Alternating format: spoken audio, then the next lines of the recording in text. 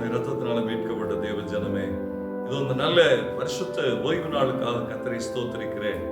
இன்றைய நாளிலேயும் ஆண்டவராகிய தேவன் ஆபகுக் தீர்க்கதரிசியினுடைய புஸ்தகத்திலிருந்து 3ஆம் அதிகாரம் 18ஆம் வசனத்திலே நமக்கு இப்படியாய் சொல்லுகிறார்: நான் கர்த்தருக்குள் மகிழ்ச்சியாய் இருப்பேன், என் ரட்சிப்பின் தேவனுக்குள் களி கூறுவேன் என்று சொல்லி இந்த வார்த்தையை தீர்க்கதரிசி எழுதுகிறார்.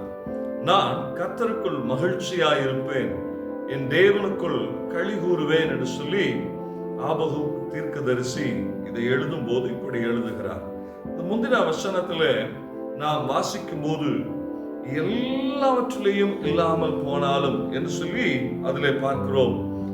அத்திமரம் துளிர் விடாமல் போனாலும், திராட்சை செடி பழம் உண்டாகாமல் போனாலும், ஒலிவ மரத்திலே பலன் அற்று போனாலும், வயல் நிலங்களில் விளைச்சல் இல்லாமல் போனாலும், முதலற்று போனாலும், மிருக ஜீவன்களிலே முதலற்று போனாலும் என்று சொல்லி அந்த இடத்துல எழுதுகிறார்.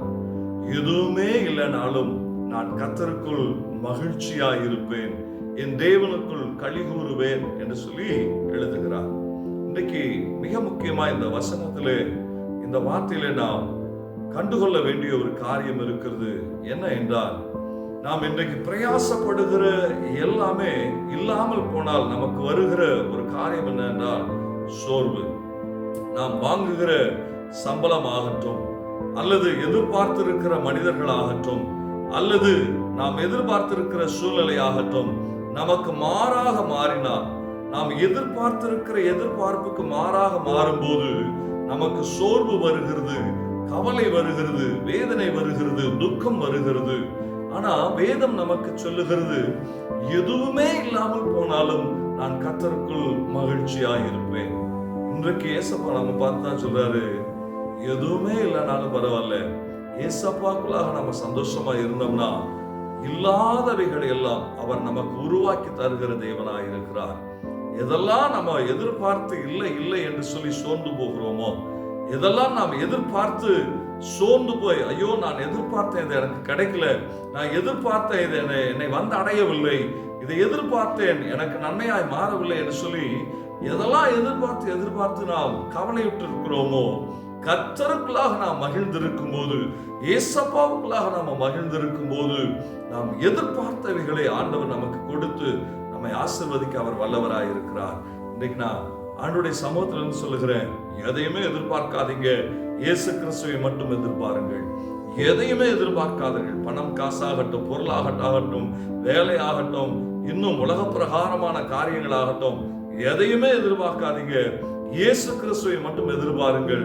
நாம் எதிர்பார்க்காத எல்லாவற்றையும் கர்த்தர் நமக்கு கொடுக்க அவர் வல்லவராய் இருக்கிறார்.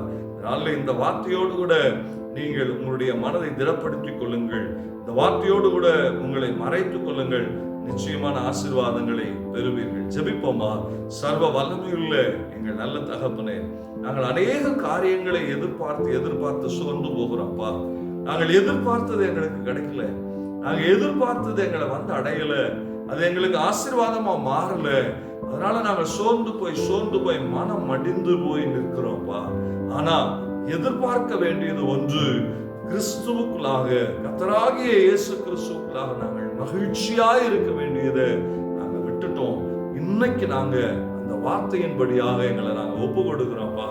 ஏசப்பாவுக்குள்ளாக நாங்கள் சந்தோஷமாய் இருக்க, ஏசப்பாவுக்குள்ளாக நாங்கள் களி கூர்ந்து இருக்க எங்களை நாங்கள் ஒப்பு கொடுக்கிறோம். முதலாவது நாங்கள் தேவனுடைய ராஜ்யத்தை தேடும் போது இவைகள் எல்லாம் எங்களுக்கு கூட கொடுக்கிற தேவன் சொல்லி எழுதப்பட்டிருக்கு. இதோ கிறிஸ்துவுக்குள்ளாக நாங்கள் மகிழ்ந்து களி கூறும் போது உலக பிரகாரமான ஆசீர்வாதத்தையும் ஆவிக்குரிய ஆசீர்வாதத்தையும் எங்களுக்கு நீர் கொடுக்க வல்லவராய் இருக்கிறீர். இன்றைக்கு அந்த விசுவாசத்தோடு கூட நாங்கள் ஜெபிக்கிறோம்ப்பா.